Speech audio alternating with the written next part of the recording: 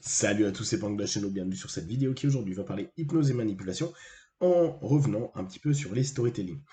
Une des choses qui est assez incroyable, c'est de se rendre compte que les histoires, les contes, le storytelling de façon générale est un des leviers les plus importants pour orienter la conscience, la pensée, la réflexion des gens. C'est d'ailleurs pour cette raison qu'assez naturellement l'être humain sur tous les continents a pu partager un ensemble d'éléments, que ce soit oralement ou et par écrit, sur des contes et des histoires, avec notamment le partage de valeurs qui semblent importantes, qui vont se transmettre de génération en génération pour tenter d'amener vers des comportements possiblement positifs ou ramener des éléments d'histoire, ça dépendait un peu des contes.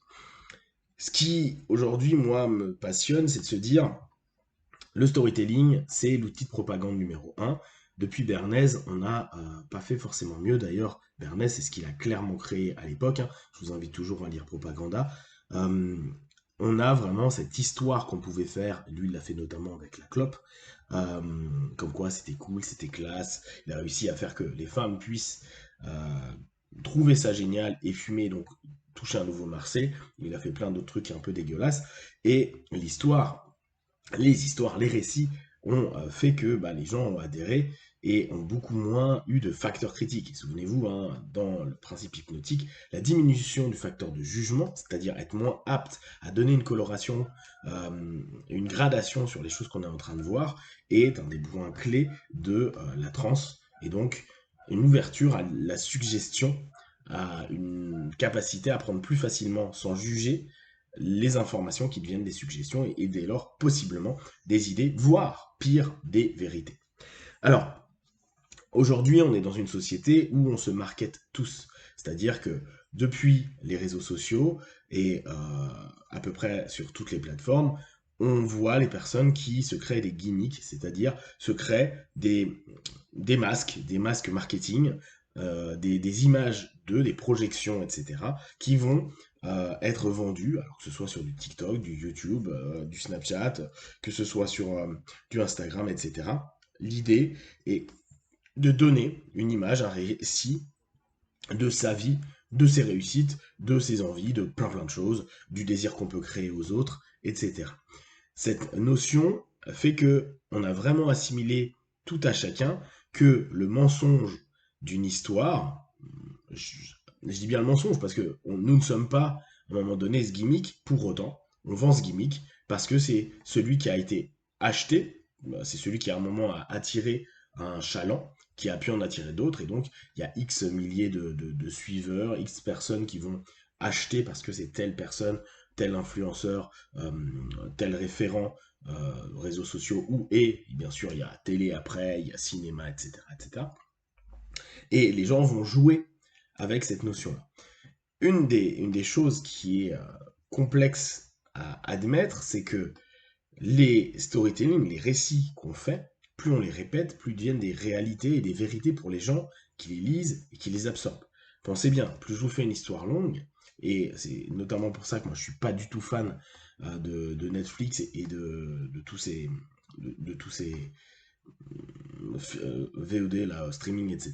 Parce que justement, ça oriente énormément avec les coups des séries en mettant X épisodes par saison et l'envie de toujours avoir plus rapidement la suite, ça oriente très facilement la baisse du facteur de jugement et donc la propagation d'un ensemble de croyances, un ensemble d'idées qui sont propres aux personnes qui ont créé ça, hein, les réalisateurs, etc., qui défendent eux leurs croyances, leurs valeurs, etc., mais qui le partagent dans un modèle qui pourrait sembler complètement anodin, type, tu regardes l'internet, tu regardes ton Netflix, et tu te dis, bon, j'aime bien cette série, et on se pose pas plus de questions que ça. Néanmoins, vu que plus on enchaîne, moins on a de facteurs de jugement, et plus on est dans l'histoire, donc plus on est dans l'histoire, plus on est dissocié de notre réalité, plus facilement je peux te proposer des idées qui, a posteriori, avec d'autres séries qui auront les mêmes valeurs proposées, vont faire grandir euh, des adhésions ou des refus, hein, ça dépend comment est orienté le truc,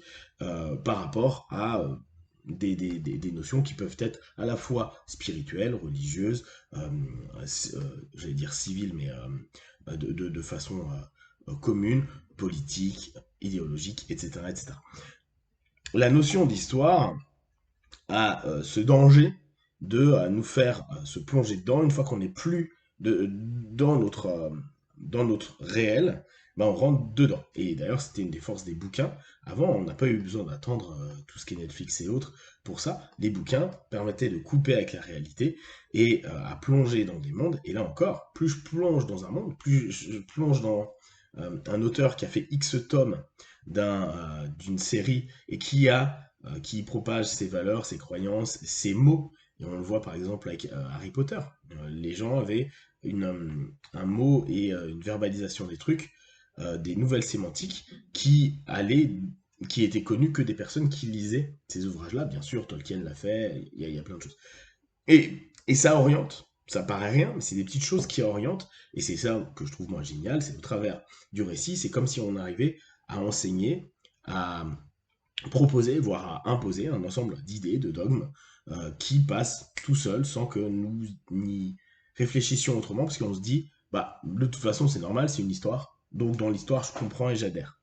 Néanmoins, ça joue automatiquement sur ce que l'on va créer à l'intérieur de nous et un ensemble de notions peuvent bien sûr être influencées, sans dire que ça va faire un grand changement. Mais l'idée, c'est toujours la même chose, hein.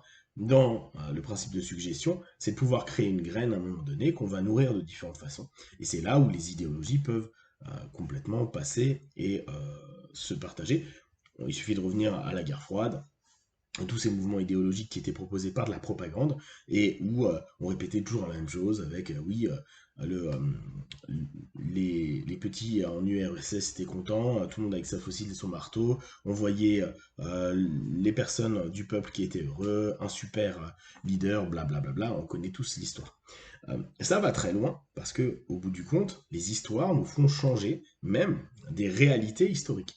Là, c'est moins des histoires à la Harry Potter ou à Tolkien, mais on l'a notamment avec la réalité des soutiens de la France pendant la Deuxième Guerre mondiale. Vous connaissez certainement cette notion de dire que post-guerre et les 20 années qui ont suivi, quand on posait à des Français qui est-ce qui a été l'allié majeur de la France pendant la Deuxième Guerre mondiale, tout le monde répétait que c'était les Russes. Alors là aussi, hein, il y avait une propagande XY, mais factuellement. Et avec le temps, dans les années 80 ou 90, c'est passé à c'est les Américains. Avec tout ce que l'on connaît de la puissance de propagande que peut donner Hollywood. De même, moi qui adore les mangas, par exemple, il faut bien se rendre compte que les mangas, c'est Tezuka qui a beaucoup développé ça.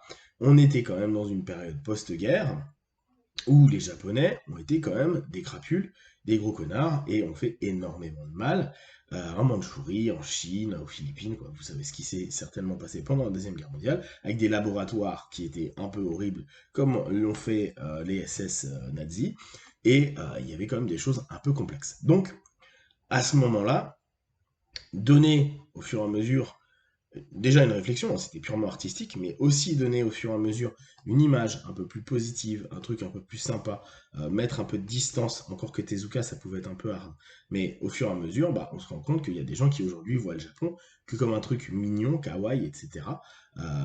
Alors que factuellement, c'est encore un peuple qui est très nationaliste, qui a fait beaucoup de mal, même si aujourd'hui, bien sûr, c'est plus les gars des années 40, hein. Mais il y a quand même énormément de choses à prendre en compte qui, au travers des histoires qui sont partagées, peuvent faire croire des illusions, alors que c'est pas du tout le cas factuellement. Et on voit au travers des filtres des récits qui nous plaisent, pour aussi rationaliser et aller dans nous biaiser nous-mêmes, à nous dire non, non, mais ils sont cool, non, non, mais c'est ok, non, non, mais c'est bien, etc., etc. Est-ce que vous avez des propagandes, des éléments dans les films, dans des livres, dans des ouvrages, dans des dessins animés ou autres, qui vous viennent en tête et qui vous font penser, ah bah, on l'a par exemple avec Disney, hein, Le Prince Charmant, etc., c'est une forme de propagande, hein. Attendez, la famille se passe comme ça, c'est l'homme qui va faire ceci ou cela. Est-ce que vous, il y a des choses qui vous viennent en tête comme ça? Et si oui, bah partagez, dites-moi lesquelles, c'est toujours intéressant. Voilà, si vous avez des questions ou des remarques, partagez sur Facebook, YouTube, j'y répondrai le plus rapidement possible. Comme d'habitude, de tout ce que je propose, ne prenez que ce qui est bon et juste pour vous tester, observer, analyser, conclure. Be one, ciao.